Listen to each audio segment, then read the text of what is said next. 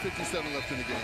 They have to create easy opportunities for themselves by either getting second shots at their offensive end or on a miss or turnover. By George boys are back. Unfortunately, we can't say that we were walking out of here with a W. Lost to VCU again.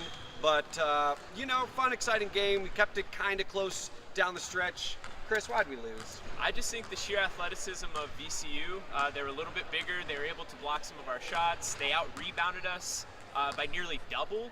And then I think even offensive rebounds, they out-rebounded us from 20 to our 7. So we just couldn't get the ball.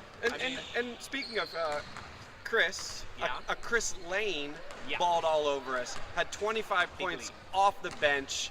I mean, he was just like, he kind of shows why that depth is so important. VCU went 10 people deep.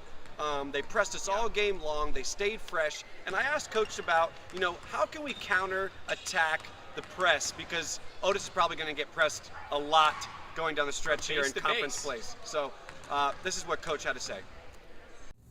I mean, truthfully, you have to punish him for that.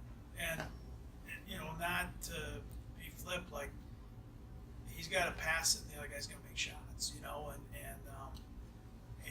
at times that's happening, and at times it's not, you know, and in addition to like open threes, we probably missed, I don't know, go back, you know, 6 or 8, you know, shots where whether it be Otis or somebody else drive to a guy around the basket and they're big guys like missed it or blocked it or you got it blocked. You know, we missed some layups. So guys got to get better, you know, and guys are getting better. They're working harder. And Otis, you know, I told him, if the right play to make is to pass it and make the right play, you got to trust in your teammates. And it's not always going to work out, but that's the best recipe for attacking, you know, is just make the right play. And sometimes the results aren't what you want. 4 for 20, you know, certainly isn't what you want. But, you know, he's got to continue to do that. I don't know, just looking now. I mean, he had 2 turnovers, handling the ball for 37 minutes. He's doing a good job. So Coach said it best, you know, we got to hit our open shots. But today, we came with our boys from Play to Win. You can follow us on Twitter at P2W Radio. Talk a little bit about your, I want to know about your game day experience. It's changed a little bit. We got a screen now. We dim the lights. But let's also let There's the audience know, these are VCU guys. Yeah, VCU guys. We travel well, of course. VCU always comes to town when they play Mason. Look, my biggest takeaway from the experience of the game, VCU's dance team pummels George Mason's dance team. Look at I this gotta guy. put it out there. I Look at gotta this put it out guy. there. It's the truth. But when you come down to the game, though, VCU just outshot George Mason. And when you outshoot them from 3, 4 of 20 for George Mason. Yeah. And VCU was actually hitting most of their threes. They had a good shooting night.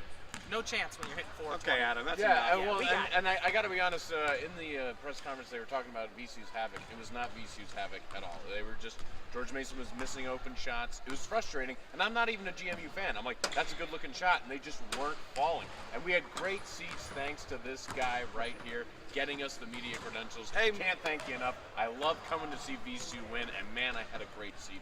And we're happy that you guys came. We actually met Adam in Pittsburgh last year during the A10 tournament. We've been hanging out ever since. Thank you guys for coming, covering the team. Thanks for having us. And it was good. Stay tuned. Jello Beats, holla at me.